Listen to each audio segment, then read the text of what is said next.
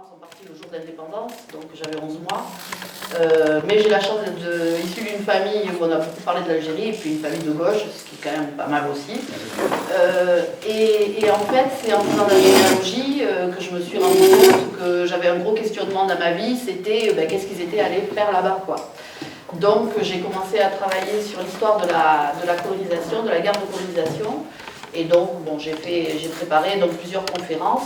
Donc celle-ci, bon, elle est un peu spéciale pour moi parce que bon, j'ai un engagement féministe par ailleurs. Et donc la place des femmes dans le système colonial, je trouvais que c'était intéressant pour moi. Et du coup, j'espère que ça va vous intéresser à vous aussi. Alors, je vous présente déjà mes 4 figures. Bon. Et pourquoi il s'est éteint? Voilà, oui, parce qu'il s'est mis en veille, c'est pas grave. Donc voilà, je vous présente mes 4... que je trouve mes 4 figures représentatives de ce qu'on pourrait espérer être la place des femmes dans le système colonial en Algérie. Et puis on va faire comme en langue arabe, on va commencer par la droite. Alors, la jeune femme à droite, c'est Jamila Boubacha, bon, militante qui a participé à la guerre d'indépendance, et on verra ensuite ce qu'elle est devenue. Donc, figure des femmes qui ont participé à l'indépendance de leur pays. Juste à côté, c'est un portrait du début du 19e siècle qui s'intitule « Femme de colon ». Alors c'est exactement l'idée qu'on pouvait se faire des colons en Algérie à cette époque-là, sauf qu'elle est la représentante d'une des 5 familles très riches qui vivaient dans la plaine de la Mitidja et qui était partie en Algérie en fait sous l'égide de Napoléon III, parce que son idée à Napoléon III c'était d'envoyer des capitalistes en fait en Algérie, donc qui étaient propriétaires de beaucoup de terres, qui en fait vivaient souvent d'ailleurs en France et allaient de temps en temps pour faire quelques vacances exotiques dans leur propriété, sinon les propriétés étaient mises en fermage. Juste à côté, c'est une berbère. Donc, les berbères, j'ai pensé que c'était intéressant aussi d'en parler parce que eux, c'est vraiment une tribu particulière vivant en Algérie depuis très longtemps, à la fois soucieuse de défendre leur culture et leurs coutumes, et en même temps rebelle, et aux Français colonisateurs, mais aussi aux Arabes qui étaient aussi à côté d'eux. Et d'ailleurs, ça continue encore. Et puis juste à côté, je vous présente mon arrière-grand-mère, Joséphine Escapez Alvado. Donc elle est vraiment représentative de ces vagues de colonisation, de peuplement qu'il y a eu en Algérie depuis pratiquement le début de la conquête jusqu'à la fin du 19e siècle. Elle est arrivée en Algérie, elle, en 1865. Et en fait, elle est venue en fait, avec ses parents, toute petite, fuyant la misère des pays valenciens. Ils venaient d'Elche. Donc ils sont arrivés en Algérie. Elle-même, elle était, une fois adulte, elle était domestique. Son mari était ouvrier au canaux d'irrigation, ce qui était une fonction hyper importante dans un pays comme l'Algérie, mais il était ouvrier. Et en fait, j'en parle ici ce soir parce que elle a élevé 4 enfants, dont un fils qui a eu les palmes académiques longtemps avant moi, mais surtout 2 filles dont je voulais parler. Donc il y en a une, donc son idée c'était vraiment de les pousser à faire des études, parce qu'elle pensait que la libération de la femme, elle pouvait passer que par l'éducation et par faire des études. Donc tout le monde ouvrier qu'ils étaient, ils ont vraiment fait en sorte que les enfants aillent faire des études, y compris leurs filles. Donc une de ces filles est devenue secrétaire principale au gouvernement général à Alger, après des études de secrétariat. Et elle est l'arrière-grand-mère d'une ancienne ministre de la République même, donc alors je ne sais pas si elle aurait été très fière de son engagement politique à la ministre en question, mais en tous les cas, je pense que ça aurait fait quelque chose quand même d'avoir une ministre dans sa descendance.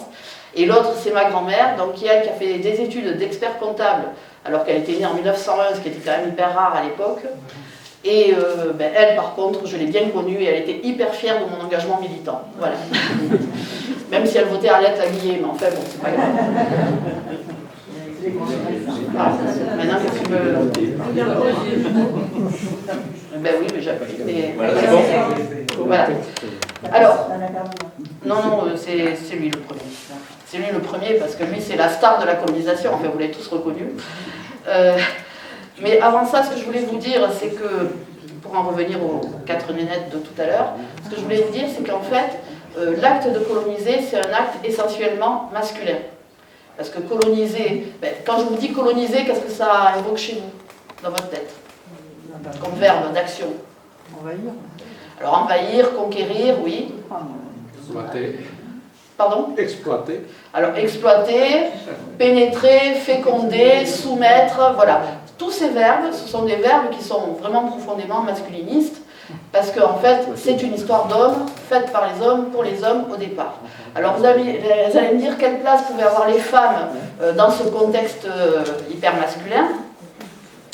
Eh bien, cette idée des verbes, en fait, c'est tiré d'un texte de Yvonne Kniebeller, d'un texte qui s'appelle « La femme au temps des colonies », et qui nous explique effectivement, c'est l'acte de coloniser, c'est un acte masculin, mais les femmes ont eu quand même une histoire là-dedans. Alors, cette histoire, elle pose question. La première question qu'on peut se poser, c'est comment les femmes sont quand même retrouvées au centre des enjeux du système colonial. Première question dont on va essayer de répondre tout à l'heure.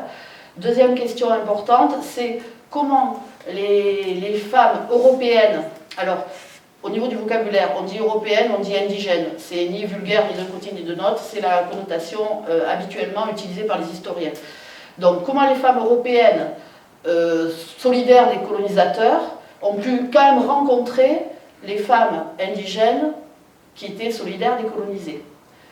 Autre question, est-ce que ces femmes, issues toutes les deux de sociétés hyper patriarcales, ont pu quand même essayer de se libérer du patriarcat dont elles étaient victimes, chacune dans leur société respective? Et enfin, quelles ont été leurs implications à toutes dans les grands objectifs définis par les hommes? Alors, j'aurais pu faire quelque chose de hyper chronologique, en général les historiens ils font ça. Moi j'ai préféré travailler par thématique. Donc on va commencer par regarder le point de vue des hommes, parce que c'est eux qui ont écrit le plus sur la place des femmes dans le système colonial. Voilà. Ensuite, quand même le point de vue des femmes, et enfin le point de vue des penseurs laïcs, parce qu'il y a eu un grand courant de penseurs laïcs en Algérie au début du XXe siècle. Et puis on terminera par une petite réflexion sur la place des femmes et au moment de l'indépendance et dans le système post-colonial qui existe encore de nos jours. C'est bon jusque-là? Alors, surtout, vous n'hésitez pas à interrompre si ça va trop vite. Alors, quand on parle de la conquête de l'Algérie, on parle du général Bugeaud. Alors, Bugeaud, il n'est pas arrivé directement à la conquête de l'Algérie. Je fais juste un petit point parce que je ne sais pas quelles sont vos connaissances par rapport à l'histoire de la conquête de l'Algérie. La conquête de l'Algérie, elle commence en 1830. 1830, c'est Charles X qui est au pouvoir en France, le roi Charles X. Il a de gros problèmes internes, politiques internes, il y a beaucoup d'instabilité dans le pays. Il décide, pour se redorer le blason, de partir envahir un pays, et il envahit l'Algérie. C'était quand même une idée très très répandue à l'époque dans toute l'Europe. Tout le monde essayait d'élargir son territoire, que ce soit en Afrique, que ce soit en Amérique. C'était contemporain de toutes les politiques expansionnistes à l'époque. Charles X, mais ça ne suffit pas, la conquête de l'Algérie, donc elle commence en 1830, ça ne suffit pas, 6 mois après il est obligé d'abdiquer, et c'est Louis-Philippe qui le remplace. Le général Bugeaud, donc lui, il arrive en Algérie en 1836, c'est-à-dire que la guerre de conquête a déjà commencé depuis 6 ans. Cette guerre de conquête, contrairement à ce que vous avez pu savoir ou entendre à droite et à gauche, elle a duré 18 ans. Ça n'a pas été si évident que ça, ni si rapide que ça. Lui, il arrive 6 ans après le début de la guerre. Par contre, il a pris plusieurs décisions qui sont différentes au fur et à mesure que l'état des choses avançait. Et c'est chaque fois qu'il a pris une décision par rapport à la conquête de l'Algérie, il y a eu des conséquences sur les femmes. Sur les femmes européennes et sur les femmes indigènes. Donc c'est pour ça que je commence par lui, même si ce n'est pas ma star préférée. Donc, 1836, il arrive en Algérie. 1837, il signe un traité de paix, donc la guerre a commencé depuis 7 ans, il signe un premier traité de paix à Tafna avec Abdelkader. Ce traité de paix, il stipule que la France restera sur la bande côtière, en particulier à Oran et à Alger, et n'ira pas plus loin. Et que ces territoires seront sous régime militaire. Bugeaud, il signe le traité, il rentre en France, et là, il va à l'Assemblée nationale, et alors je cite son discours à ce moment-là, il déconseille donc la conquête entière de l'Algérie, car, dit-il, possession onéreuse dont la France serait bien aise d'en être débarrassée.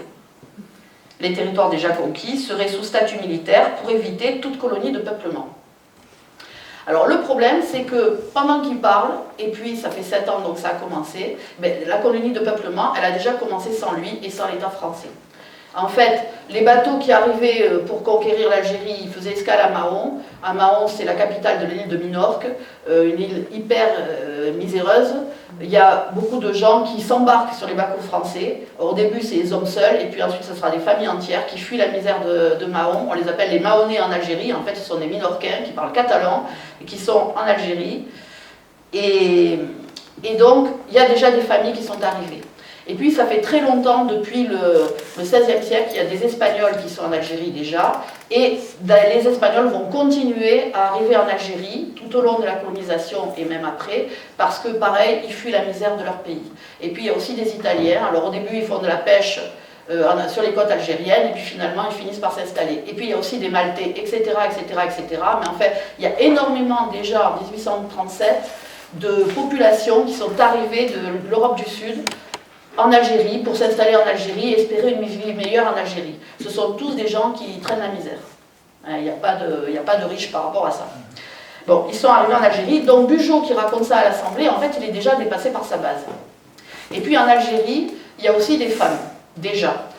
D'abord, il y a des prostituées, on en reparlera tout à l'heure de la prostitution, mais il y a des filles qui suivent les troupes, comme chaque fois dans une guerre. Et puis, il y a aussi quelques aventurières, quelques nanas qui vont profiter de l'occasion pour vivre un monde nouveau, dans un monde nouveau. Et donc, ils reviennent donc, en Algérie, et là, ils décident que finalement, il va falloir continuer à conquérir le reste du pays, parce que de toute façon, il y a déjà des gens qui sont installés et qui essayent de s'installer de plus en plus loin. Et donc en 1841, il décide peut-être pas tout seul quand même parce qu'il y a un État derrière, mais en fait il décide de faire ce qu'on a appelé la politique active.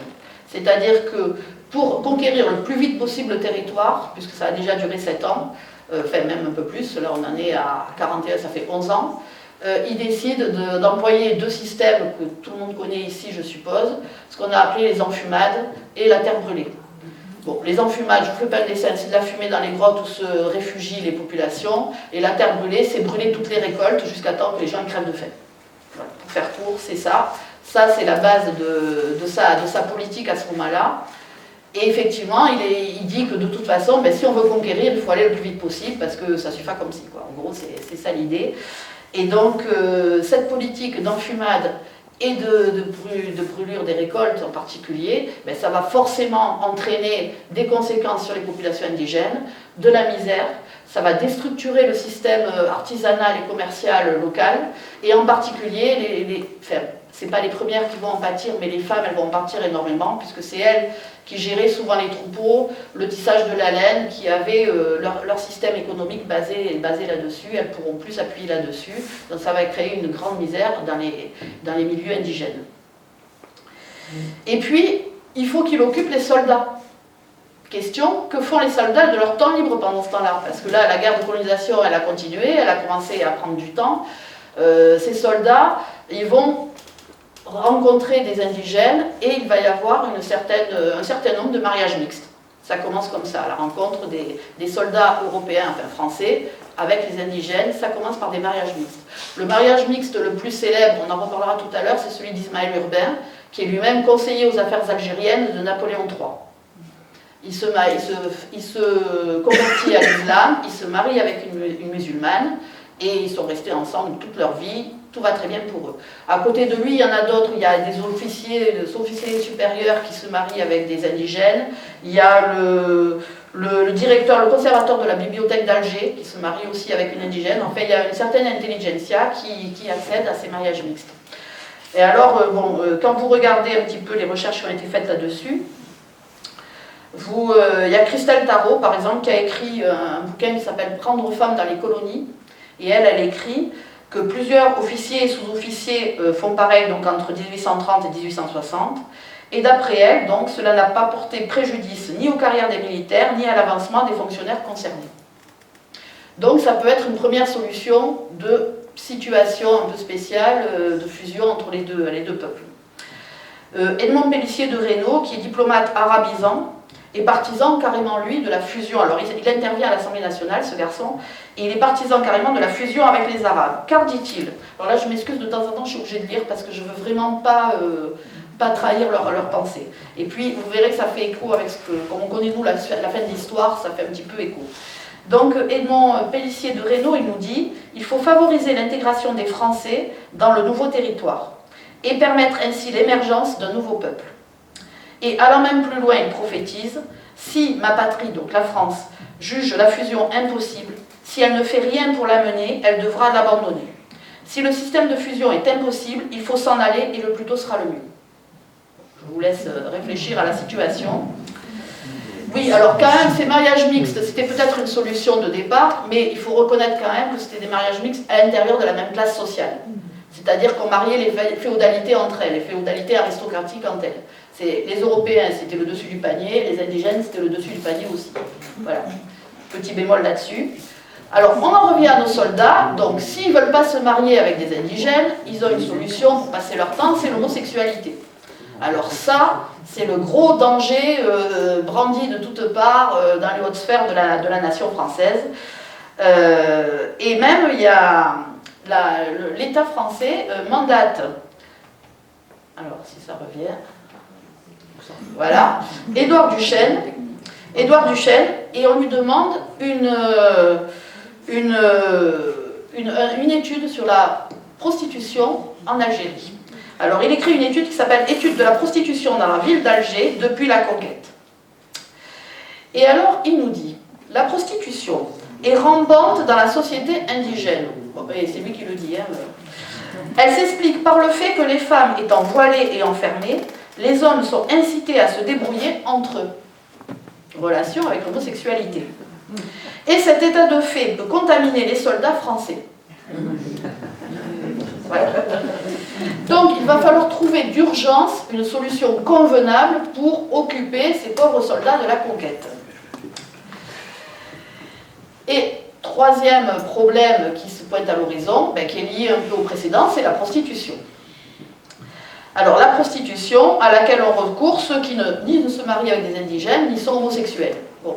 Alors la prostitution à Alger, elle est très importante, même juste avant la colonisation, parce qu'en fait, bon, il y a des prostituées comme partout dans le monde, mais il faut savoir que Alger est le premier port esclavagiste de la Méditerranée, depuis le XIe siècle jusqu'à la conquête, pratiquement, et que les Français, en arrivant, ont libéré les esclaves. Ces anciennes esclaves affranchies, elles sont en rupture de famille. Vous comprenez bien que c'est un peu difficile d'expliquer 15 ans, 10 ans, 20 ans après qu'on rentre à la maison, et donc elles vont rester, seulement elles n'ont pas de ressources. Et bon, la ressource la plus évidente dans ces cas-là, c'est la prostitution. Et puis il y a aussi un certain nombre de courtisanes qui arrivent de France et qui se disent que peut-être c'est un nouvel Eldorado pour étendre leurs activités économiques. Et de fait, Duchesne est frappé par le nombre de prostituées à Alger. Et alors, il nous dit encore, le même qui disait tout à l'heure, vous savez, pour l'homosexualité, il nous dit « La prostitution, c'est le résultat de pratiques islamiques légales permettant des mariages très précoces, suivis de multiples grossesses, faisant perdre très vite aux filles leurs attraits. » Ça va, vous n'avez pas envie de vomir, je continue. Avides de chair fraîche, les musulmans les répudient. Elles se retrouvent à affluer en ville de garnison, sans ressources, où les attendent des soldats en manque. Bon, il y a aussi la misère liée à la politique de Bugeaud, d'enfumade et de terre brûlée. Ça, il ne le dit pas dans son rapport, c'est moi qui le rajoute parce que je suis historienne dans l'histoire et que justement, mais voilà, il faut le rajouter. Mais il continue. Il n'existe pas de travail convenable pour les musulmanes pauvres, mais honnêtes, comme pour les ouvrières françaises. Voilà, alors comme il n'existe pas de travail honnête pour les pauvres en Algérie, eh bien, elles n'ont plus que la prostitution, d'après lui, pour s'en sortir. Alors, la prostitution en Algérie, elle est réglementée très vite, dès 1841. Dès 1841, elle est réglementée, Et on va uniformiser le commerce du sexe précolonial en le mettant sous contrôle très rapidement de l'administration coloniale.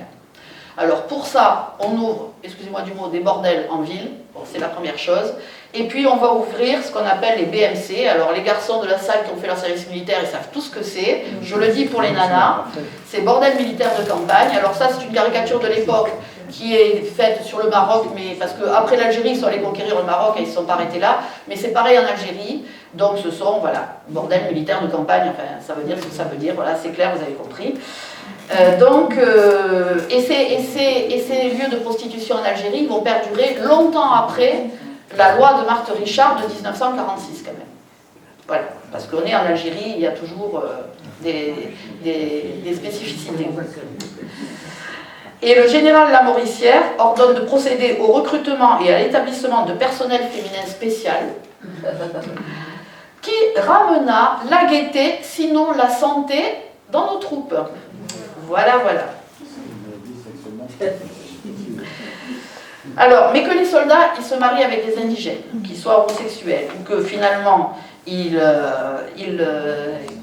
aillent vers les prostituées, on crée en fait la contamination raciale et religieuse au détriment de la race blanche.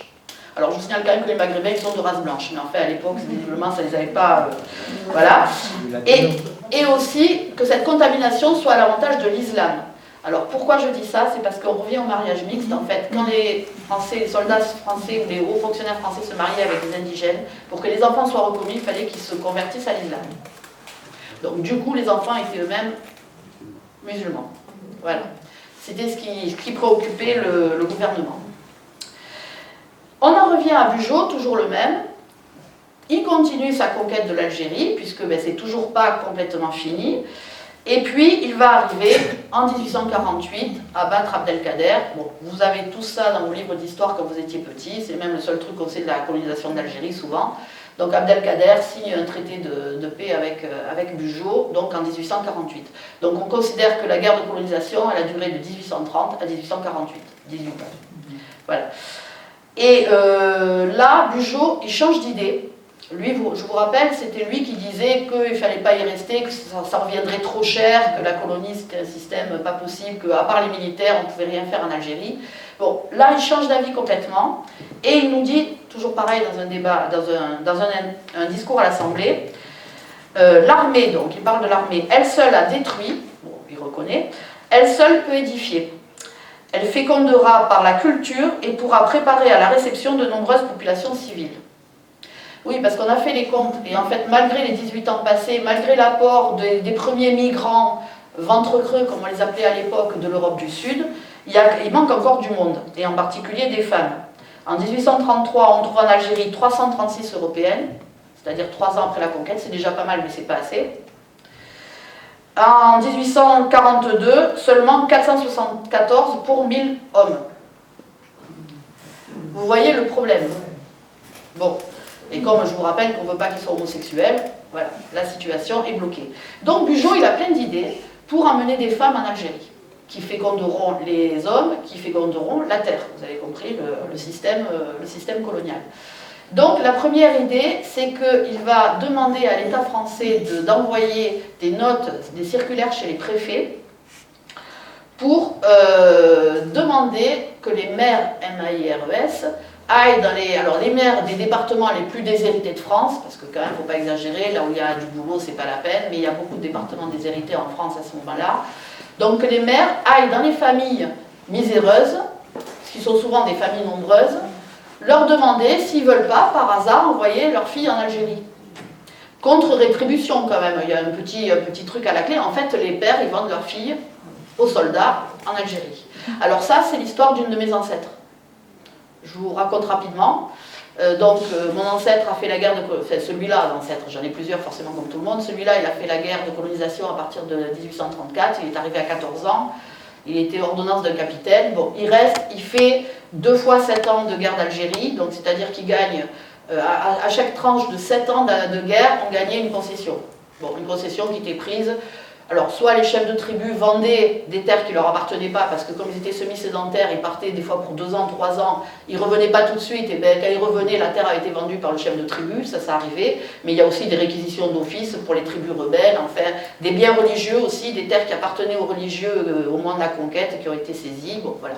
On donne des concessions à ces soldats, bon les concessions ça veut dire de la terre, mais il faut qu'ils se bâtissent la ferme quand même, hein. Ils se débrouillent pour bâtir le bâtiment qu'il y a dessus.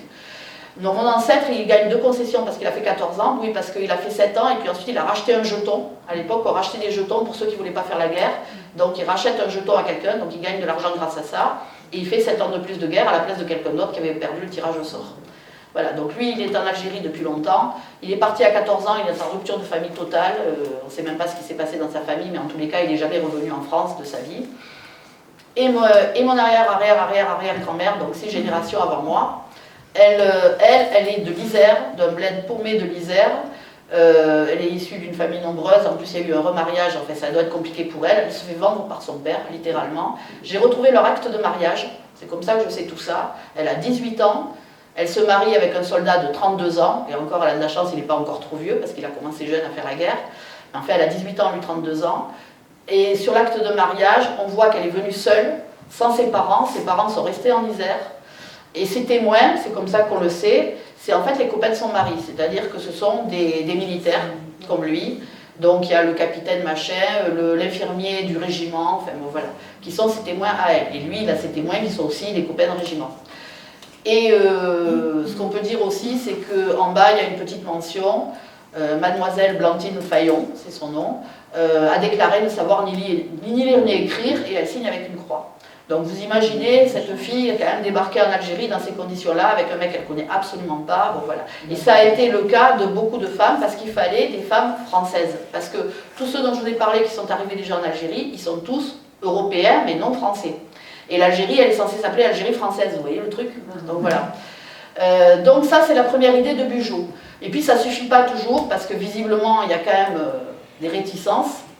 Et donc, il décide aussi de faire ramasser, on va dire, je ne sais pas comment le dire, les filles perdues, c'est écrit comme ça dans le texte, les filles perdues, c'est-à-dire les mères célibataires, et aussi les prostituées repenties, qui pourront, après un stage dans un couvent en Algérie, devenir de bonnes épouses. C'est écrit comme ça aussi. Il a aussi une troisième idée, c'est les orphelinats.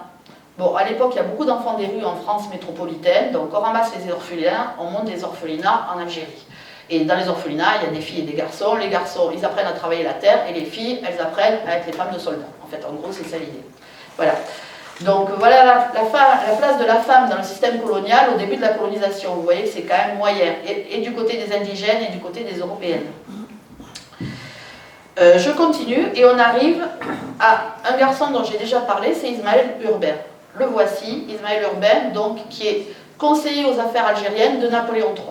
Donc là, on est un peu plus longtemps après, on est en 1850 à peu près, et même en 1860, pardon. En 1860, Ismaël Urbain, alors lui, il est arabophile, je vous l'ai dit, il s'est converti à l'islam, il est marié avec une indigène, et il décide de mettre en place une politique proche des Arabes, c'est la politique de Napoléon III, dite proche des Arabes. Napoléon III, il a changé d'idée aussi souvent sur l'Algérie, mais en fait, dans cette période-là, il essaye de trouver une idée, et il mandate donc Ismaël Urbain, qui habite en Algérie, de s'en occuper. Ismaël Urbain va pondre un texte qui s'appelle le Senatus Consulte, 1863, qui est un texte important parce qu'il donne le droit à la propriété attribué aux tribus, et un décret portant sur l'état des personnes et la naturalisation en Algérie. En fait, l'idée, c'est de proposer aux indigènes la nationalité française. Alors, pour l'instant, on ne parle pas de nationalité française, on parle de naturalisation. Il y a une petite différence entre les deux. Alors, la naturalisation, c'est un système, en fait, permettant aux musulmans et aux Israélites, on reparlera des Israélites tout à l'heure, il y en avait beaucoup en Algérie, ils étaient là avant les Arabes, les Juifs, en Algérie. Donc, ça permet aux musulmans et aux Israélites d'être sujets français, tout en étant exempts du code civil. Vous voyez la subtilité? C'est-à-dire qu'ils gardent quand même la polygamie, ils gardent quand même la réputation unilatérale, et même l'esclavage d'ailleurs, parce que l'esclavage perdure encore avec les pays subsahariens. en Algérie. Et donc l'État colonial, finalement, même si on se targue des idées de la Révolution française, ben, finalement, l'esclavage en Algérie, bon, voilà, il faut quand même arrondir les angles et être un peu compatissant. Seulement, vous voyez que c'est encore pas une situation hyper enviable pour les femmes. De toute façon, ça n'a pas marché, parce que, en fait, l'idée, c'était ensuite, dans un second temps, de faire obtenir la pleine citoyenneté française. Et là, ça voulait dire abandonner les codes religieux.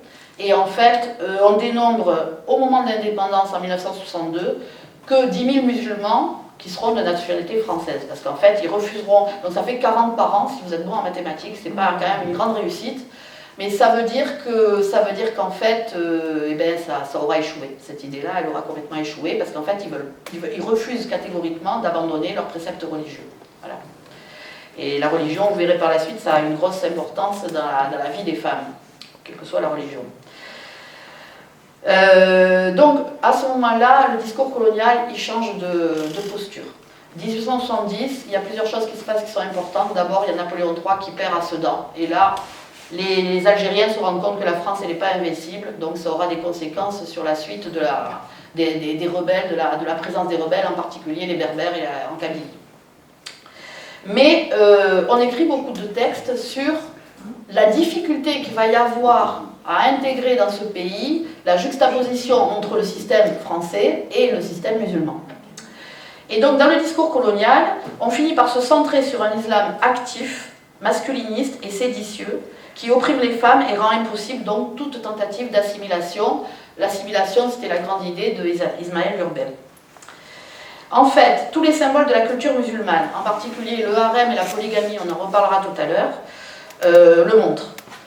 Et là, je lis les textes de l'époque. Le statut de la femme musulmane sera le critère qui prouve que l'autre est subordonné, car culturellement trop différent. Et alors là, vous voyez, par rapport à ma première question qui était quelle place elles auront dans l'enjeu colonial, mais ça, c'est l'enjeu central. C'est-à-dire, est-ce qu'on mesure l'avancement d'une société à l'aune de la libération de la femme?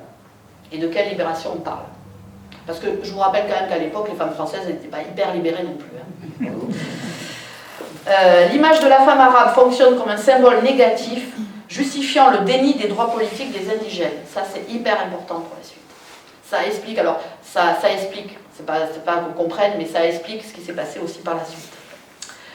Alors, il y a un garçon important par la suite qui s'appelle Melchior Domas. Alors lui, il est d'une part organisateur des bureaux arabes. Alors les bureaux arabes, c'était à ce moment-là, on s'était dit que quand même il faut associer les indigènes à l'administration des territoires. Donc voilà, vous avez par exemple une photo des bureaux arabes. Vous voyez, il y a les militaires français d'un côté et les caïds de l'autre, les chefs de tribu de l'autre. Donc ça, c'était pour administrer les territoires. Mais Melchior Domas, il a écrit aussi une étude intitulée « La femme arabe ». Et lui, il présente donc deux possibilités pour la femme arabe. Donc il présente deux écoles de pensée concernant la condition des femmes en Algérie. C'est ça le sujet de son étude. Soit elle est un objet de luxe, sensuelle, indolente et en proie à l'ennui dans le harem. Soit elle est servante, esclave et contrainte par son mari et avant par son père à un labeur incessant. Et il écrit dans son étude, la fusion entre chrétiens et musulmans n'est qu'un rêve oiseux. Car si elle peut amener à une inévitable assimilation, elle est peu probable. Et dès le début du XXe siècle, 1901, un de ses disciples, Octave Despons, nous dit « Toute entreprise visant à imposer les lois françaises ne pourrait provoquer que la rébellion. » Et là, on est au cœur du sujet. Parce que est-ce qu'on libère la femme ou est-ce qu'on caresse dans le sens du poil les intégristes religieux? Voilà la question. Bon, c'est pas une question ancienne, hein, parce que ça continue de nos jours. Hein. Non, je vous le dis comme ça. Et là, on se rend compte qu'en fait, l'assimilation n'est pas possible. La fusion, on savait déjà qu'elle n'était pas possible. L'assimilation n'est pas possible. Donc, quelle solution politique il reste pour le système colonial? Ben, on arrive à la promulgation d'une horreur complète qui s'appelle le Code de l'indigénat. Donc, il est promulgué en 1881, mais en Algérie, en fait, il sera appliqué dès 1875. Il s'agit d'un ensemble de textes législatifs et réglementaires qui institutionnalisent l'infériorité raciale, on y est, religieuse, politique et économique des indigènes. Voilà, et là on est en plein cœur du système colonial tel qu'il va perdurer pratiquement jusqu'à l'indépendance. Il y aura des essais pour rétablir la situation à partir de 1954, mais 1958, ce sera déjà trop tard et voilà, on connaît la fin de l'histoire. Alors, juste une parenthèse sur l'intégration de la nationalité française des indigènes. Bon, il y a 1870, la même année que la chute de Sedan, il y a ce qu'on appelle le décret Crémieux qui naturalise d'office tous les Israélites d'Algérie. Bon, donc les Israélites, ils deviennent tous français. Vous savez, c'est pour les statistiques. On essaye d'inverser la courbe des statistiques, donc eux, ils deviennent français, du coup, ça fait beaucoup plus de français dans les statistiques. Bon. Ça, c'est pour les Israélites. Alors, c'est très ambigu la position des musulmans par rapport à ça. Parce qu'à cette époque-là, si vous lisez les textes de cette époque-là, mais ça ne concerne pas directement que les femmes, donc je vais en parler vite, ils sont d'un côté jaloux qu'on propose ça aux juifs et pas à eux, et en même temps, ils ne veulent pas devenir français. Donc, c'est un peu compliqué quand même. Hein, voilà.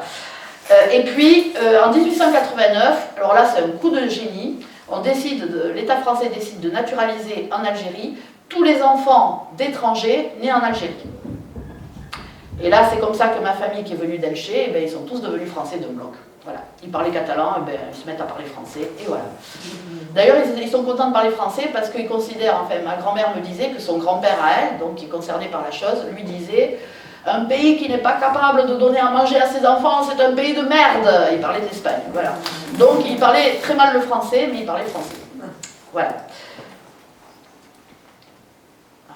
Ouais. Alors, je reprends. Et voilà, on arrive à la commémoration du centenaire de l'Algérie française, et vous voyez la place de la femme dans l'imaginaire colonial.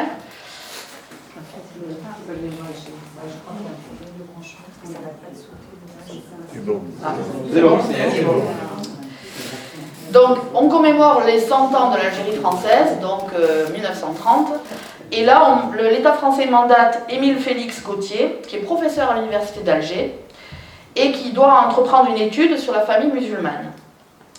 Alors cette étude, elle s'appelle « Mœurs et coutumes des musulmans ». Vous pouvez la retrouver sur Internet, elle est plus éditée. On parlera tout à l'heure des éditions, mais elle est plus éditée, mais on peut la retrouver. Et Gautier affirme que la famille musulmane constitue un harem et que le harem symbolise la sexualité arabe dans toute sa déviance. Pour lui, oui, enfin en même temps, c'est pas très féministe le harem, on est d'accord. Hein. Pour lui, le statut inférieur des femmes dans la loi et les coutumes coraniques signifie que la maisonnée arabe est radicalement différente du foyer européen. Il conclut donc que la France ne pourra jamais être vraiment chez elle en Algérie. La seconde partie est plus intéressante. La citoyenneté française ne pourra donc jamais se réconcilier avec la sexualité arabe. Moi, j'adore la phrase. Alors, il y a bien un petit effort fait en 1936 par un copain de Blum qui s'appelle Violette, qui va essayer de donner un statut aux indigènes. Alors il leur proposera dans ce projet de loi de les faire entrer dans la nationalité française sous certaines conditions. Je ne vous énumère pas toutes les conditions, si ça vous intéresse, je les ai là. En fait, ça ne concerne pas du tout les femmes, ça concerne que les hommes de toute façon. Et puis de toute façon, c'est réglé, parce que vous savez que le gouvernement Blum, il aura quelques difficultés. En fait, ce projet de loi ne sera jamais passé au vote. Donc, c'est nul et non avenu, mais quand même, ça veut dire qu'il y a quand même des députés qui se sont positionnés pour lancer un débat sur la situation des indigènes et des femmes aussi en Algérie. Mais là, ça concernait que les hommes. Alors là, on n'a parlé que des hommes politiques. Mais vous allez me dire, il y a aussi les religions qui s'occupent de l'état des femmes, du statut des femmes. Et dans le système colonial, comme partout ailleurs, il n'y a pas de raison que ça change. Alors, bon, je ne vous parle pas de la religion catholique, évidemment, les Européens qui sont en Algérie, vous avez compris, ils sont pratiquement tous catholiques. Il y a quelques exceptions, c'est qu'il y a eu une migration d'Allemands et de Suisses à certains moments. Ils ont monté quelques temples protestants à droite et à gauche. Il y a aussi des Alsaciens lorrains qui sont protestants. Donc il y a une petite communauté protestante, mais en fait la grande majorité des Européens d'Algérie sont catholiques. Bon, la religion catholique, je ne vous fais pas un dessin, elle ne défend pas la libération de la femme du tout, du tout, du tout. Bon, on est d'accord. Ils sont encore contre l'avortement, ils sont encore contre la contraception. Il n'y a aucune femme qui a le droit d'accéder à des niveaux dans la hiérarchie religieuse. Donc, vous avez compris. Bon, la religion musulmane. Alors, la religion musulmane, bon, ça on le sait déjà, elle a tendance à voiler, enfermer ses femmes, surtout à cette époque-là, encore plus que maintenant. Enfin, le voile continue, mais l'enfermement est un peu différent. Mais par contre, elle se base sur les hadiths. Alors les hadiths, je vous fais juste un petit cours d'éducation coranique. Ce sont en fait les paroles du prophète qui ont été transmises de façon orale. Et alors les musulmans, en particulier les penseurs musulmans de cette époque-là, mais on verra qu'ils ne sont pas toujours sur cette longueur d'onde-là, ils pensent que puisque ça a été transmis jusqu'à leur jour, bon, depuis quand même le haut Moyen-Âge, c'est que c'est immuable et que donc il ne faut pas le changer. Et que donc il n'y a pas de raison que les textes musulmans s'adaptent à quelque société ou quelque avancement de société que ce soit. Alors ça pose un petit problème pour les femmes quand même, aussi. Et puis les juifs. Alors je vous ai dit qu'il y a une grosse communauté juive en Algérie, surtout qu'ils étaient là avant les Arabes quand même. Alors voilà une photo d'une famille juive en Algérie. Alors il y a quand même quelque chose qui vous marque peut-être tout de suite au premier coup d'œil. Non, il n'y a rien qui vous... Alors la tenue des femmes, regardez la tenue des femmes. Et vous êtes endormis ou ça vous gonfle ce que je vous raconte? Bon, les vieilles, elles sont habillées à la musulmane, enfin, en tous les cas à l'arabe, et les jeunes, elles sont habillées à l'occidental. Donc vous voyez que dans les familles israélites, il y a quand même une évolution dans les générations. Ça, c'est une photographie intergénérationnelle, je l'ai prise parce que je la trouve bien représentative de la situation. Alors les juifs, en fait, au 19e siècle, là on est au 19e siècle, ils ont le code hébraïque. Le code hébraïque, il est exactement calqué sur le code Napoléon. Et tout le monde sait que le code Napoléon, c'est vraiment un code de libération de la femme. Bon. Il y est écrit, et sur le code hébraïque, exactement pareil, le mari doit protection à la femme, et la femme doit obéissance au mari. Fermez le banc, donc c'est hyper féministe. Mais la religion juive avait normalement d'autres bases de textes, en particulier le Talmud, qui est un texte très ancien, sur lequel s'appuient certains juifs, encore maintenant d'ailleurs, qui date du Moyen-Âge, qui lui interdit la polygamie, interdit le viol entre époux et les relations sexuelles hors mariage. Et surtout qui prévoit la ketouba. La ketouba, c'est en fait que le mari donne de l'argent à la femme au moment du mariage, parce que c'est censé empêcher les divorces unilatéraux. C'est-à-dire qu'en fait, comme il va perdre de l'argent, il y réfléchit à 2 fois avant de la larguer. C'est ça l'idée. Bon, mais par contre, malheureusement pour les filles juives en Algérie, c'est que les juifs d'Algérie, en fait, depuis très longtemps, se sont acclimatés au pays et ont suivi les coutumes arabes. D'où les tenues des mamans et des grands-mères. Et donc, ils vont aussi continuer à marier leurs filles très jeunes, à partir de 11 ans, et à pratiquer aussi la polygamie. Donc, les femmes juives en Algérie, ben, elles ne sont pas mieux loties que leurs copines, leurs consoeurs européennes ou musulmanes. Et ce qui se passe avec les religions et ce qui se passe avec les politiques, eh bien, ça va trouver sa réminiscence chez les artistes. Alors, je vous explique. Voilà. Au moment de la conquête, ça c'est un tableau sur la conquête de l'Algérie d'Horace Vernet. Horace Vernet, c'est le peintre officiel de la colonisation de l'Algérie. Lui, il va suivre les troupes et il va peindre tout un tas de batailles. Voilà. Là, ici, c'est de l'exotisme, mais c'est de l'exotisme, on va dire, militaire.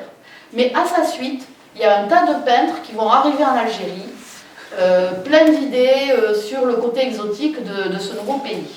Alors, les peintres, vous les connaissez tous. Eugène Fromentin, Adrien Doga, Gustave Guillaumet, Théodore Clacerio. Tout cela, on les appelle les orientalistes. Les orientalistes, en fait, ce sont des peintres qui vont être attirés par les mystères de l'Orient que représente l'Algérie. Alors c'est marrant parce que l'Algérie, c'est pas vraiment l'Orient, c'est carrément au sud de la France, mais pour eux c'est l'Orient, en fait. C'est tout ce que ça veut dire, quoi. Alors, j'ai regardé un essai datant de 1978 d'un Algérien qui s'appelle Édouard Saïd, et qui donne une définition de l'orientalisme. Vous voyez que la définition qu'il donne, c'est pas tout à fait celle qu'on a. Les stratégies des orientalistes sont claires. Leurs écrits sont criblés de toutes sortes de traits racistes, et leur conception dogmatique de l'Orient est présentée comme une abstraction idéale et immuable. Bon, ça casse un peu l'ambiance de l'orientalisme. Mais quand même, je vous en présentais un d'orientaliste parce que lui, je l'adore. Alors, il n'est pas du tout passé à la postérité, mais il a été très très très célèbre à son époque. Il s'appelle Alfred Dabat. Alors lui, il est né à Blida. Alors je le dis comme ça parce que c'est la ville où est né mon papa. Et il a gagné sa vie en faisant de la peinture orientaliste. Et il est très doué quand même, il faut reconnaître. Alors je vous en montre un petit peu, voilà. Et là, on est en plein fantasme, hein, parce que il ne sait pas ce que c'est un rêve exactement, mais enfin voilà comment il les imagine. Et donc, il a un grand succès. Alors là, c'est en 1928, hein, on est un peu plus tard déjà, mais quand même. Et j'ai retrouvé le carnet en fait, d'une exposition qu'il avait faite à Paris, où il est écrit, le critique a écrit « Il réussit merveilleusement à caractériser ces femmes mystérieuses qui le passionnent, à les faire vivre dans leur vérité, tout en déployant les séductions de techniciens avérés de la couleur. » Ta-ta-ta. Voilà. Alors quand même, je voulais le montrer, parce que ce garçon, il a bien vécu de sa vie, de son art, et puis il n'est pas du tout passé à la postérité, plus personne n'en parle, plus personne ne le connaît, il n'y a que les gens qui sont nés à Vida qui le connaissent. Voilà. Alors cet orientalisme, il fait rêver, mais il fait aussi vendre. À cette époque-là, il y a la peinture, mais il y a aussi la photographie qui démarre, et puis les livres. Et alors, il y a une sociologue américaine, donc Julia Clancy-Smith, qui a écrit une étude universitaire qui s'appelle donc Le regard colonial, Islam, genre et identité dans la fabrication de l'Algérie française. Et donc elle travaille sur les images et les conséquences que les images véhiculées vont avoir sur les idées des gens, du peuple, mais aussi des politiques. Et elle s'interroge donc sur le poids des images. Et les photographies et les cartes postales de corps féminins arabes, voilés ou dénudés, suscitent en fait dans le public un vif intérêt. Et donc, dans l'exposition universelle de 1900 à Paris, on va même avoir un pavillon de l'Algérie, ça ce qui est normal puisque toutes les colonies ont droit à leur pavillon à l'exposition universelle. Mais dans le pavillon algérien, on fait venir des danseuses qui sont censées faire partie d'une tribu dont je vais reparler tout à l'heure, qui s'appelle les Zouennaïm, qui sont une tribu berbère du Sahara. Et voilà, on les fait venir à Paris, elles dansent, et ça rafute un monde incroyable. Ça va faire fantasmer tous les hommes qui viennent à l'exposition universelle, parce que là, en plus de les avoir d'habitude en peinture, ils les ont en vrai. Voilà. Et donc, on va reparler de la peinture orientaliste, parce que bon, il y a deux piliers dans la peinture orientaliste. Bon, vous les connaissez sûrement. On en a déjà parlé, le harem et le hammam qu'on appelle en Algérie le ben turc.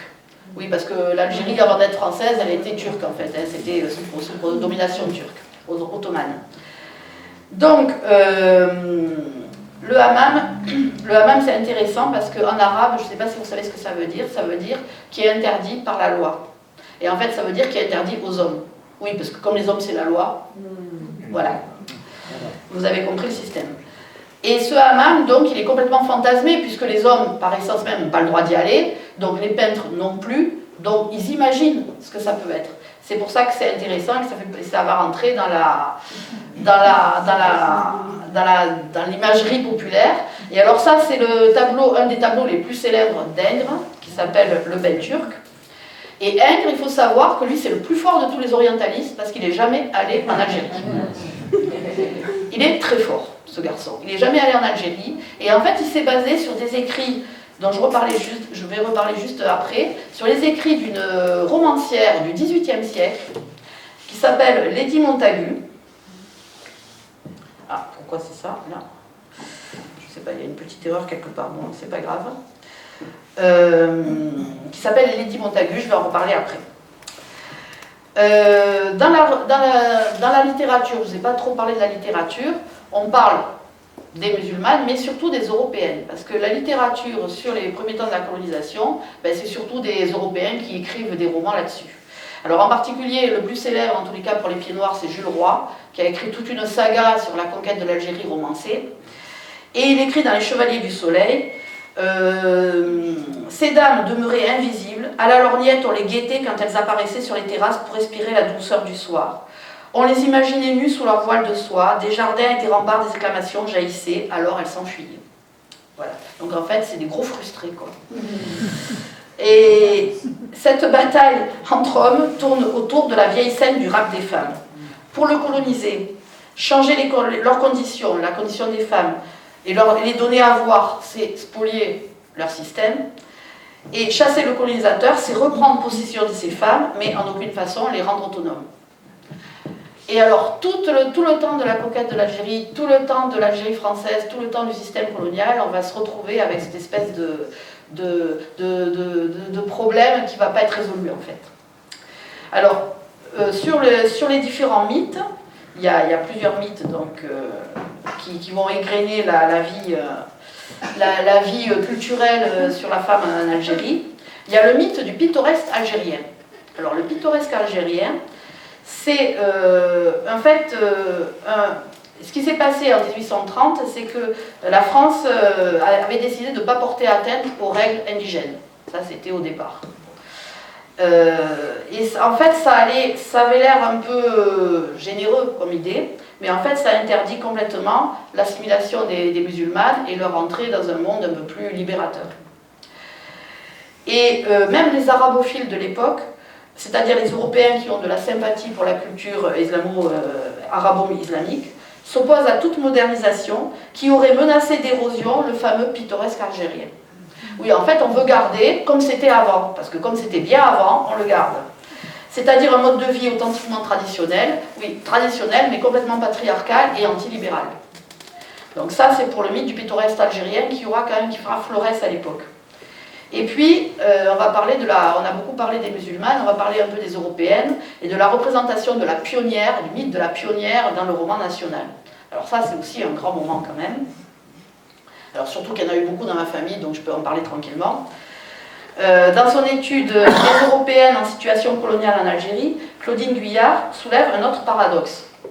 Alors l'autre paradoxe qu'elle soulève, c'est que les femmes européennes au contact de leurs consoeurs indigènes, comme les enseignantes, alors là vous avez une photo d'une enseignante avec sa classe en Algérie, alors pareil, qu'est-ce que vous voyez, qu'est-ce que vous ne voyez pas? Alors il n'y a que des garçons, il y a une seule fille, qui est la française, qui est sûrement sa fille, voilà. Donc ça veut dire que l'école, elle s'est développée en Algérie comme partout sur le territoire français à l'issue des lois de l'école obligatoire à partir de 1882 en France, et en Algérie aussi du coup.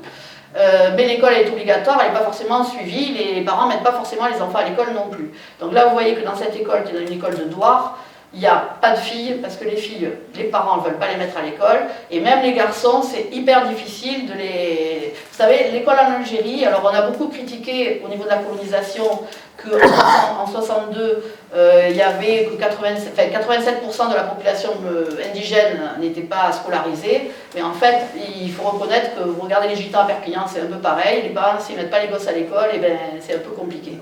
Et puis, c'est vrai qu'il n'y avait pas des écoles partout, c'est vrai que l'Algérie c'était un énorme pays, il n'y avait pas des écoles partout, mais franchement, moi dans ma famille, ma mère, toutes mes tantes étaient enseignantes en Algérie, elles ont fait ce qu'elles ont pu pour scolariser le maximum de gosses et elles ne réussissaient pas à tous les coups. Bon, c'était quand même compliqué. Mais ce qu'elle dit, la chercheuse, la Claudine Guillard, c'est intéressant, c'est qu'elle dit que les enseignants, les docteurs, les infirmières, oui, alors les docteurs et les infirmières aussi, il y avait beaucoup d'Européennes qui étaient docteurs ou infirmières en Algérie, qui étaient d'origine, enfin, qui étaient nées dans le pays et qui étaient... on ne parle pas de coopération encore à cette époque-là, hein, on est bien d'accord, hein, on parle que des pieds noirs là. Donc, qui étaient en Algérie.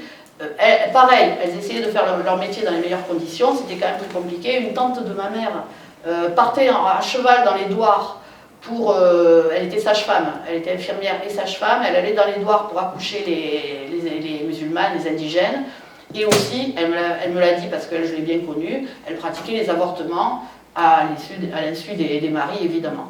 C'était quand même hyper compliqué parce que le poids de la religion était tel que c'était quand même très très compliqué de rentrer dans ces familles pour les soigner. Pour les soigner à l'européenne, évidemment. C'était compliqué. Donc, il y a aussi les religieuses qui avaient des contacts, et donc j'en reviens à ma chercheuse. Elle dit donc, ces femmes européennes, au contact de leurs consoeurs indigènes, elles sont à la fois partie prenante de leur éducation, voire de leur libération, par exemple pour l'avortement, c'est quand même, voilà, mais elles sont en même temps agentes, donc complices du système colonial, puisque issues des colonisateurs. Et ça, c'est tout le paradoxe qu'on va retrouver chez les Européens d'Algérie.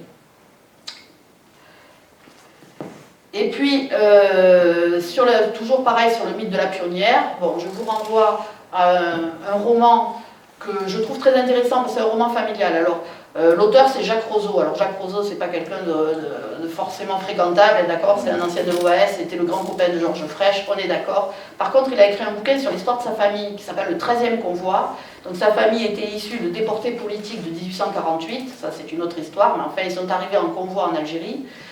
Et donc, il a écrit une un roman familial là-dessus, et il nous parle des pionnières. Et il dit, par exemple, Mélanie, devenue folle d'avoir perdu ses 3 enfants de maladie en 1849, en Algérie, les maladies, la malaria, etc., tout ce qui était là-bas.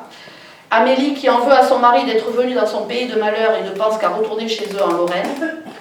Mais on y lit aussi les femmes de colons. Alors, vous pensez au portrait de tout à l'heure, vous voyez qu'on ne parle pas de la même. Hein. Les femmes de colons, dignes, courageuses, elles ne dédaignent pas quand elles se sont occupées des enfants, quand elles ont lavé le linge, cousu, etc. Il ne faut quand même pas rigoler, c'est des femmes. Se saisir d'une pioche ou d'une pelle, et en cas d'attaque de ce mal-là, au péril de leur vie, prendre le fusil et défendre leur ferme. Voilà. Et bien ça, c'était la vie des pionnières en Algérie, dans les campagnes. Bon, enfin, toujours est-il que dans les romans, on parle plutôt des femmes des villes, en particulier des femmes d'officiers qui ont du temps à passer tranquille, et qui sont décrites. Alors dans la littérature, on trouve, elles habitent en ville, lisant au bord de bassins en mosaïque, sous des palmes balancées par la brise de mer. Bon, pas par les esclaves noirs quand même, c'est déjà un progrès, c'est la brise de mer, enfin, voilà. Alors donc la présence des femmes, vous le voyez. Oui, non, c'est bon. Ça revient ? Oui. La présence des femmes, elle est quand même pas très documentée dans la littérature. Et par contre, elle est construite grâce à la propagande coloniale. Alors là, vous avez une magnifique affiche de la propagande coloniale. Donc les colonies françaises. Donc là, ça ne parle pas que de l'Algérie, vous voyez, parce qu'on s'était étendu un peu partout dans le monde. Hein. On était allé jusqu'en Asie. Il y a le Tonkin, il y a l'Indochine, il y a l'Afrique noire. Bon. Et puis la représentation de la femme, eh bien, c'est la mère patrie. Et vous voyez quand même qu'elle a une cuirasse, c'est-à-dire que c'est une mère patrie, mais guerrière quand même. Hein, ça... C'est une espèce de Jeanne d'Arc, voilà. Oui, mais c'est toujours intéressant de regarder les iconographies des époques, parce que grâce aux iconographies, on comprend quand même des choses qui ne sont pas forcément écrites. Et alors, donc, cette propagande coloniale, elle sert en fait à exprimer universellement les relations entre gouvernants et gouvernés. Et alors, ce qu'on entend souvent à cette époque-là, c'est « si tu sers la femme comme ta mère, elle te traitera comme un fils ». Là, ça veut dire un peu tout sur l'histoire de subordonnés et subordinateurs. Et alors, moi, je pose la question, c'est mère ou marâtre ? Voilà. Et puis, il y a encore un dernier mythe, c'est la belle captive. Alors, je vous ai parlé d'Ingres tout à l'heure. Alors, Ingres s'est inspiré donc d'une romancière du XVIIIe siècle qui a vécu en Algérie du temps des Ottomans, qui s'appelle Lady Montagu, qui a écrit donc des bouquins et qui raconte dans un de ses bouquins l'histoire d'une de ses copines qui est partie d'Espagne pour aller rejoindre son frère qui habitait Malte, évidemment en bateau, comme on faisait à l'époque, à travers la Méditerranée. Elle se fait capturer par des pirates barbaresques, en fait, d'Alger, voilà. Elle est emmenée dans un harem à Alger. Alors les plus belles, elles étaient dans les harems, les plus moches, elles étaient dans les centres de prostitution, vous avez compris le système, ou comme domestique, ça arrive aussi. Elle est envoyée dans un harem parce qu'elle est très jolie. Et en fait, le frère ramasse le maximum d'argent pour payer la rançon, puisqu'en fait c'était ça le but de l'esclavagisme. Alors j'ai une conférence sur les pirates barbaresques, si ça vous intéresse, voilà, je vous passe mon truc. En fait, toujours est-il qu'il y a une rançon à la clé, le frère ramasse les sous partout, il envoie l'argent, et puis en fait, la femme elle veut pas. Elle veut pas. Elle veut pas partir d'Algérie, elle veut rester avec son chef de harem. Je sais pas pourquoi ça... Voilà. Est-ce que c'est branché dans la poche? Pas branché? Je ne sais rien.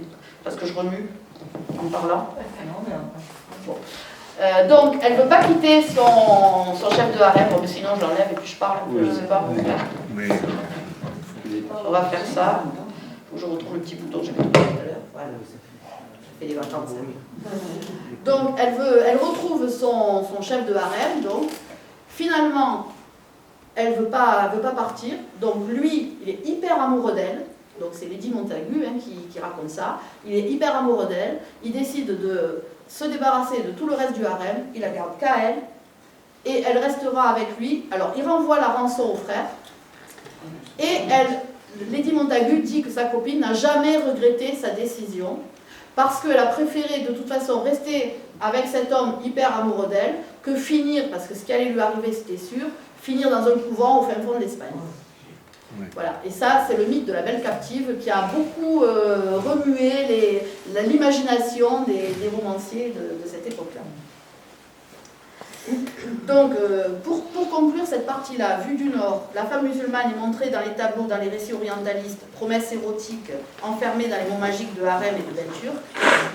Depuis le Sud, les indigènes, ils sont quand même confrontés à quelque chose qui les surprend, c'est la mixité des rapports entre hommes et femmes dans la société européenne, et puis le fait que les femmes ne soient pas voilées aussi. C'est-à-dire que bon, là, il y a quand même un hiatus qui va être source de difficultés.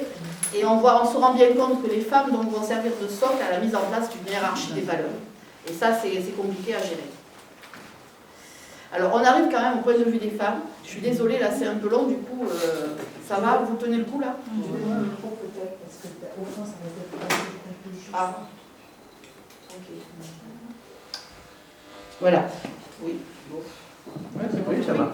Oui, donc les féministes. Alors il y a des féministes qui ont écrit sur la situation des femmes en Algérie, dans les colonies en général, en Algérie en particulier. Alors la première dont je vais vous parler, c'est Léonie Rouzade. Bon, elle ne fait pas rêver, hein, à côté des autres orientalistes, faut dire, voilà. Mais elle est fondatrice de l'Union des femmes en France. Et elle est mariée avec un comptable, mais qui est hyper féministe et qui la laisse écrire des romans. Alors c'est intéressant parce qu'elle a écrit entre autres 2 romans.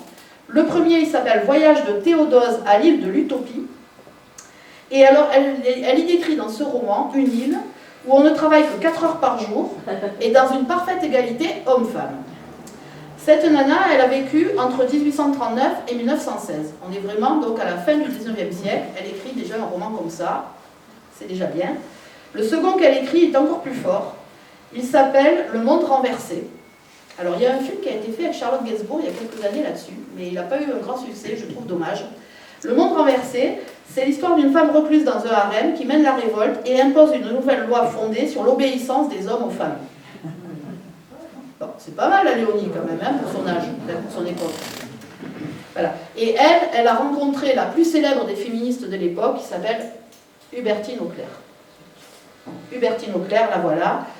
Elle est un peu plus jeune, mais pas trop, elle est morte en 1914. Donc elle, par contre, contrairement à Léonie, elle est allée vivre en Algérie.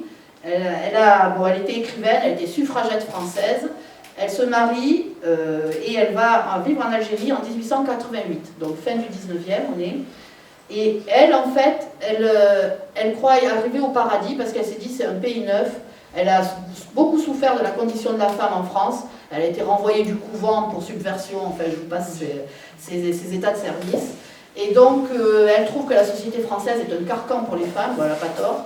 Et donc elle espère qu'en Algérie, qui est un pays neuf, ça va être différent. Et en fait en Algérie, elle déchante très vite parce que la société européenne algérienne, elle est un peu basée sur la société européenne en France, en métropole, quoi. Et donc il y a du racisme comme partout ailleurs, il y a du masculinisme comme partout ailleurs, donc elle est très déçue.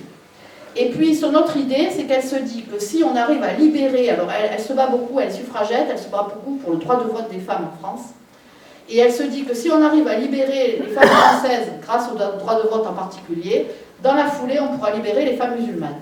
C'est un peu son idée de départ.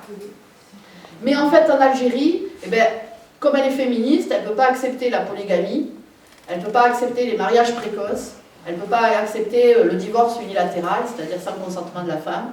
Donc ça la hérisse, et donc elle écrit contre ça. Alors elle est journaliste, elle écrit dans les journaux. Vous comprenez qu'elle n'arrive pas à tellement se faire des amis du côté des indigènes. Mais elle ne s'en fait pas non plus du côté des Européens, et en particulier des Républicains, puisqu'on est à l'époque de la République à ce moment-là, parce qu'elle trouve que la République maintient en état d'infériorité les femmes, non seulement en France, mais aussi en Algérie. Et pour ça, c'est pas possible pour elle non plus. Donc en fait, elle se met tout le monde à dos. Mais quand même, c'est intéressant de connaître son œuvre. Alors, elle finira sa vie, elle continuera à écrire des tas de pétitions, des tas d'articles dans les journaux, ça me rappelle des gens qu'il y a dans la salle. Mais elle finira sa vie sans être plus suivie que ça, en fait, du temps de son vivant. Mais ces idées, elles ont été hyper importantes et elles ont été récupérées quelques années plus tard. Alors, elles ont été récupérées, entre autres, par Nafissa Sidkara, la voilà. Nafissa Sidkara, en 58, donc c'est longtemps après quand même, hein, on est à la moitié du XXe siècle, qui reprendra ses idées sur le droit des femmes, sur la libération de la femme, et elle est indigène, elle est députée d'Alger, et elle essaye de promulguer une loi pour libérer les femmes musulmanes. Alors, en particulier, restaurer la dignité de la femme, son droit à l'éducation, ça c'est sa grande idée, fixer un âge minimum pour le mariage musulman à 15 ans, tout en respectant le code musulman. Vous voyez que ça devient très compliqué. Évidemment, au moment de l'indépendance, elle espère pouvoir rester dans son pays et faire appliquer la loi qu'elle a fait voter en France, enfin du temps de la France. Bon, malheureusement, ça ne sera pas voté. Elle rentrera en France. Alors par contre, en France, elle aura une carrière de haute fonctionnaire. Alors elle est devenue inspecteur des affaires sociales de 1962 à 1975, commandeur de la Légion d'honneur, officier de l'Ordre national du mérite, etc. En fait, elle n'est plus jamais retournée en Algérie. Mais c'est bien dommage parce qu'elle s'était appuyée sur des écrits féministes du début du XXe siècle pour essayer de les appliquer dans son pays d'origine. Bon, elle n'a pas réussi. Parce que le problème, c'est l'éducation des filles. Vous avez vu tout à l'heure la photo, il y a très peu de filles qui vont à l'école en Algérie, enfin des filles indigènes qui vont à l'école en Algérie. Il y a quand même on essaye quand même de créer des écoles. Alors les premières écoles de filles, elles sont créées en 1845, début de la guerre, enfin au moment de la guerre de conquête, hein, c'est-à-dire pratiquement à la fin de la guerre de conquête. La première école pour les filles musulmanes est créée sur le modèle d'une école européenne pour les filles. C'est Eugénie Luce qui la fondera. Elle est éducatrice, elle fonde cette école. Malheureusement, l'État français coupe les... Alors ça ne vous rappelle rien, mais le budget est voté en 1861. Et en 1861, on coupe le budget pour les écoles de filles musulmanes. Et donc ça deviendra en fait une école de broderie traditionnelle. Alors elle continue à aller à l'école, mais ce n'est pas vraiment pour apprendre à lire et à écrire. C'est le souci. Mais vous voyez que donc les femmes se retrouvent au cœur d'un paradoxe des féministes de l'époque. Libérer la femme musulmane, c'est la détourner des traditions indigènes, tout en défendant les droits des colonisés, qui eux ne veulent pas du modèle européen pour leurs femmes. Vous suivez? C'est compliqué. Alors il y a quand même quelques aventurières qui ont relevé le flambeau de la place des femmes dans le système colonial. La première dont je vous parle, c'est Aurélie Picard. Alors Aurélie Picard, elle s'est mariée avec un musulman, un prince musulman, alors il est prince quand même. Elle va le suivre en Algérie, elle va vivre au Sahara, presque 50 ans. Sa vie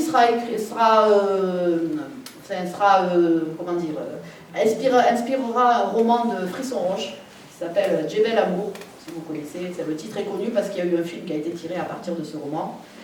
Et en fait, elle est devenue diplomate. En fait, l'État français s'en est servi parce qu'elle est française, seule française vivant au Sahara à cette époque-là, mariée avec un prince musulman. La mixité de son mariage intéresse l'État français, et donc elle va devenir diplomate, et elle va être remerciée pour ses services en recevant la Légion d'honneur pour avoir aidé à pacifier les territoires du Sud. Mais évidemment, c'est tout à fait dans l'optique du système colonial, son action, même si au départ elle est arabisante, c'est tout à fait dans la ligne du système colonial. Ma chouchou, alors celle-là elle est très très connue, c'est Isabelle Ebrard. Alors Isabelle Ebrard, j'ai fait un petit montage de 3 photos d'elle parce que franchement c'est sa vie, quoi. Donc c'est elle à 18 ans, à gauche. Alors il faut que je lise parce que c'est quand même compliqué, vous vous accrochez. Elle est enfant illégitime d'un noble russe d'origine allemande, d'une noble russe d'origine allemande, ça c'est sa maman, qui l'a faite avec le prêtre orthodoxe arménien qui était le précepteur des enfants qu'elle avait légalement avec son mari.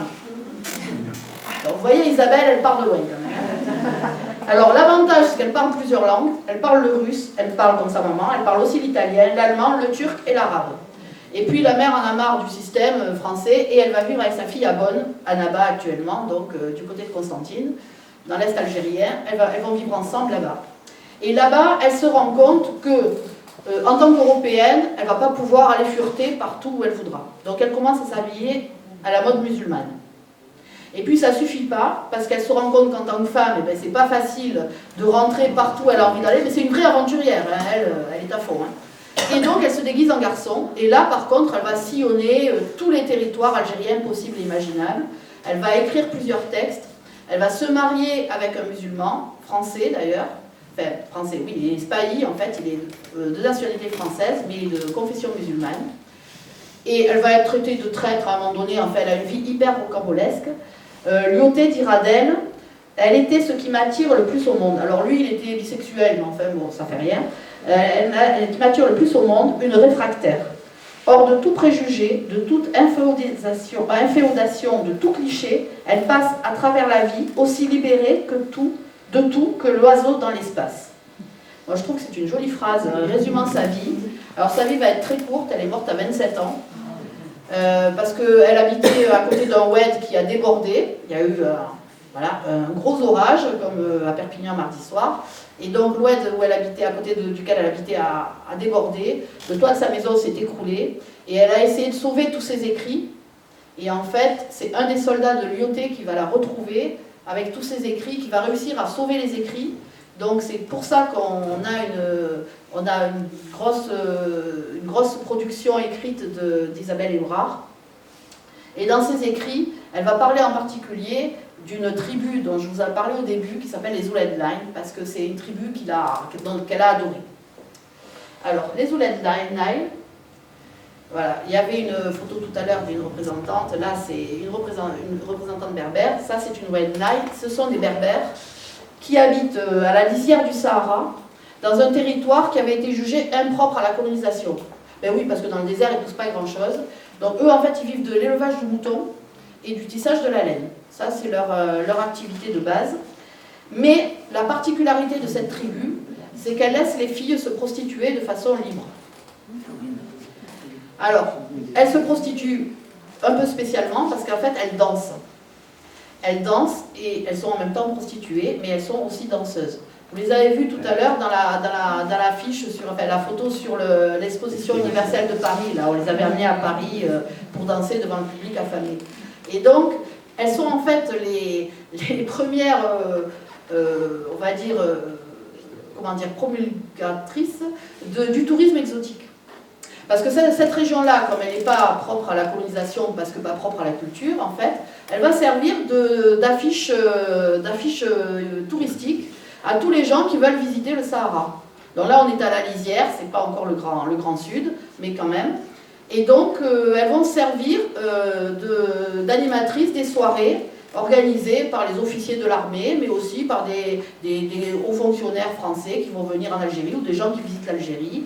Et elles vont être payées en fait par l'office du tourisme du coin pour faire leurs prestations.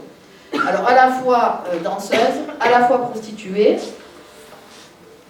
Et elles sont régies par c'est un statut particulier qu'elles ont, puisqu'elles bénéficient quand même du droit islamique, où une femme, épouse, veuve ou divorcée peut posséder des biens mobiliers et immobiliers dont elle conserve l'entière disposition. C'est ce qu'a essayé de développer Violette, vous savez, le copain de Blum à l'Assemblée, en disant que la femme musulmane, elle est quand même pas complètement asservie et qu'elle a des droits dans le code musulman, et c'est vrai qu'elle en a. Elles l'ont défendu jusqu'au bout. Le problème, c'est que toutes les femmes musulmanes n'ont pas défendu leurs droits. Cette tribu-là, les femmes de cette tribu-là, elles l'ont défendu jusqu'au bout. Et du coup, elles deviennent très riches souvent. Il y a des Ouled-Naïl qui deviennent très très riches parce qu'elles font fructifier leur argent. L'argent qu'elles gagnent grâce à leurs prestations de danseuses, celles qu'elles gagnent grâce à leurs prestations de prostituées, celles qu'elles gagnent aussi grâce à la vente des produits basés sur la laine.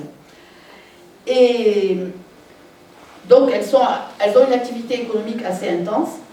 Par contre, bon, leur activité de prostitution, on ne peut pas dire qu'elle soit hyper féministe, mais enfin, c'est quand même, je voulais les citer parce que quand même, elles ont résisté jusqu'au bout, tout en défendant leurs coutumes et en les libérant, en faisant accéder les femmes à une certaine liberté, une certaine force économique.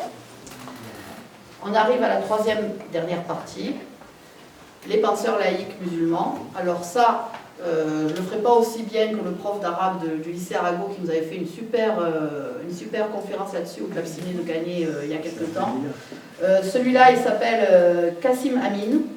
Kassim Amin, il est l'un des fondateurs de ce qu'on a appelé la Narda. La Narda, c'est un courant en fait philosophique qui à la fois essaye de définir qu'est-ce que doit être la pensée musulmane à la suite du déclin de l'Empire ottoman, ce qui est le cas en Algérie, puisque l'Empire ottoman a complètement décliné, voire a disparu, et en même temps, le facteur nouveau qui est la colonisation. Et comment on peut essayer de jumeler les deux? Et alors, il pense que le niveau de civilisation est lié au statut de la femme. L'éducation et l'autonomie des femmes sont signes de modernité. Alors évidemment, vous comprenez bien que ça va être un peu compliqué pour eux. Alors là, on est au début du XXe siècle. Ça va être compliqué pour eux de défendre ces idées-là jusqu'au bout. En fait, tous les penseurs laïcs musulmans vont écrire beaucoup de choses. Ils vont essaimer quand même un peu partout.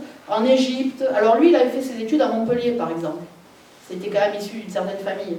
Mais bon, ça a essaimé un petit peu en Égypte, beaucoup en Turquie, Atatürk, donc, qui a fait une constitution basée sur la constitution française de 1789 en Turquie, qui a érigé la laïcité donc pendant longtemps. Alors maintenant, évidemment, c'est plus le cas, mais pendant longtemps, les deux seuls pays laïcs dans tout le monde, c'était la France et la Turquie, grâce à Atatürk. Et il s'est basé sur les idées de la Narda. Voilà, donc c'était pour signaler. Et en Algérie, en 1938, il y a même un hebdomadaire, L'Entente, qui lance un débat sur le voile. Donc vous voyez que quand même, il y a des essais de libération par rapport à ça. Il s'agit pour tous de prioriser la science sur la religion et utiliser l'histoire et la philosophie pour une nouvelle approche des textes coraniques. Bon, alors le problème, c'est qu'ils n'ont pas été suivis, ils ont été censurés et ils ont fini par pouvoir étudier. Donc c'est un peu dommage, mais voilà ce qui leur est arrivé. On arrive à la fin de l'histoire, donc on est entre 1954 et 1962, là c'est une autre guerre, donc c'est la guerre d'indépendance de l'Algérie. Les femmes, dans tout ça, qu'est-ce qu'elles ont fait? Alors évidemment, elles sont quand même beaucoup enfermées chez elles, surtout dans les milieux ruraux, mais elles entendent évidemment parler les hommes et elles entendent les idées nationalistes qui commencent à émerger largement à ce moment-là. Elles vont participer à la guerre d'indépendance, soit en montant au maquis, comme les femmes françaises pendant la résistance en France, pareil, monter au maquis, soigner les blessés. Certaines vont partir en Tunisie pour rejoindre les bataillons qui étaient en Tunisie, qui attendaient la suite pour pouvoir revenir en Algérie. Et surtout, elles vont participer à beaucoup d'attentats dans les villes en Algérie. Alors pourquoi? Parce que elles ont, voilà la photo la plus célèbre de certaines d'entre elles. Elles ont le look, pour certaines européennes, elles se teignent les cheveux en blond, elles se baladent avec leur sac de plage, elles vont mettre des bombes un peu partout, en particulier à Alger, entre 1957 et 1962. Enfin, même après les accords d'Évian, ça a été le cirque continu, quoi. Alors, je vous présente quand même bon, il y en a deux très connus sur la photo. Celle qui est ici, c'est Zora Drif. Zora Drif, elle est connue entre autres, alors c'est une militante nationaliste. Elle est connue pour avoir posé la bombe du Milk Bar en 1956 à Alger. Bon, une bombe qui a été posée donc, au milieu de civils, évidemment. Bon, il y a eu énormément de morts et de blessés, y compris des enfants, parce que c'était en plein après-midi, ils mangeaient des glaces, bon voilà. Elle deviendra avocate, sénatrice et vice-présidente du Conseil de la Nation. Donc elle a eu une vie après l'indépendance en Algérie, contrairement à Nafissa Sidkara, qui est rentrée en France, elle est restée en Algérie. Mais seulement son problème, c'est qu'elle s'opposera au Code de la famille en 1984. Alors vous avez un excellent bouquin sur le Code de la famille à la librairie tout à l'heure, je vous le conseille. Elle s'oppose au Code de la famille, alors évidemment elle est beaucoup moins en odeur de sainteté à ce moment-là. Et surtout, alors est-ce que c'est un hasard ou est-ce que c'est une vengeance, on ne sait pas trop, mais en 2014, elle sera accusée d'avoir en fait dénoncé son ancien complice, Ali Lapointe, qui est mort dans la bataille d'Alger. Alors elle a toujours dit que non, elle est encore en vie, elle est interviewée régulièrement quand il y a des commémorations sur la guerre d'Algérie. Elle dit que non, que c'est absolument faux. Alors est-ce qu'ils se sont servis de ça pour la discréditer ou est-ce qu'elle a réellement dénoncé son ancien compagnon d'armes? Enfin, c'était même plus que son compagnon d'armes, je pense qu'ils étaient ensemble. Bon, on ne saura jamais. En tous les cas, elle a eu énormément de mal actuellement avec le gouvernement algérien. L'autre que vous voyez sur la photo, c'est celle qui est en haut à gauche. C'est Jamila Bouhéred. Alors elle a posé une bombe dans un immeuble qui s'appelait le Mauritania. C'est un immeuble où en fait travaillaient tous les hauts services de la fonction publique. Mon père qui travaillait au service des postes, il a travaillé dans cet immeuble, c'était un grand immeuble d'Alger. Bon, elle pose une bombe. La bombe n'a jamais explosé. Mais elle a été quand même arrêtée, condamnée. Elle a été graciée en 1959 et libérée en 1962. Alors elle est très connue parce qu'elle a épousé son avocat français, qui est un avocat très très célèbre, qui s'appelle Jacques Vergès. Voilà. Alors elle a divorcé quand même après, elle s'est rendue compte quand même que le garçon n'était pas clair. Elle a divorcé et elle sera reconnue dans son pays. Donc elle a continué une carrière politique dans son pays jusqu'à nos jours. Mais actuellement, elle est beaucoup moins en odeur de sainteté parce qu'elle a soutenu les manifestations de l'Irak en 2019. Donc c'est compliqué pour elle actuellement en Algérie. La dernière, eh c'est celle que je vous ai présentée au début. C'est Jamila Boubacha. Alors elle a été arrêtée et torturée en 1960, graciée aussi en 1962. Et le problème qui lui arrive, c'est qu'elle vit à ce moment-là à Paris et elle est enlevée par le FLN en sortant de chez son avocate qui est Gisèle Halimi. Et en fait, elle était censée rencontrer les féministes françaises, dont Simone de Beauvoir. Elle est enlevée par le FLN sur le trajet, elle est renvoyée en Algérie et on perd sa trace. Alors ça ne veut pas dire qu'ils l'ont tuée, hein. Elle est encore en vie peut-être, enfin, je ne sais pas, en tous les cas elle a disparu complètement de la circulation alors que c'était une vraie militante nationaliste. Voilà. Et puis, je voulais terminer sur une note optimiste quand j'ai préparé l'exposé, parce que c'était les manifestations du fameux Irak de 2019. Alors, les manifestations de l'Irak, vous en avez tous entendu parler, je suppose, ou je vous fais une petite synthèse rapide. Alors, il s'agissait en fait de se battre avec des manifestations monstres qui sont passées, enfin, en particulier à Alger. Enfin, moi, j'ai suivi parce que je suis sur des réseaux de presse algérienne actuellement, enfin, depuis déjà un moment. Et donc, c'était vraiment des marées humaines d'hommes et de femmes mélangés pour défendre en particulier le statut de la femme, l'égalité homme-femme, l'appropriation par les femmes de l'espace public, la lutte contre le harcèlement des rues, et puis la réappropriation du corps des femmes, et en particulier de la possibilité de disposer de son corps à sa volonté. Bon, alors, je voudrais vous donner de bonnes nouvelles. Malheureusement, l'Irak, il s'est terminé à cause du Covid, c'est très, très nul, mais c'est pas politique, mais c'est la réalité. Et à l'heure qu'il est, il y a encore 500 chefs des manifestations, des principaux manifestants de l'Irak qui sont encore en prison.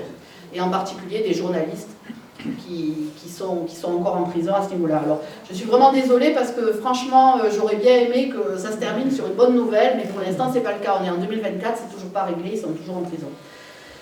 Voilà, alors je termine mon exposé là-dessus. Bon, vous avez bien compris que les enjeux postcoloniaux, ils sont compris là-dedans. C'est-à-dire la volonté en Algérie, certainement, d'une grande partie de la société de sortir de l'ornière dans laquelle ils sont, au niveau en particulier de la libération de la femme. Mais en même temps, en France, on parle du voile, on parle du communautarisme, on parle de tout ça. Et je vous remercie de votre attention.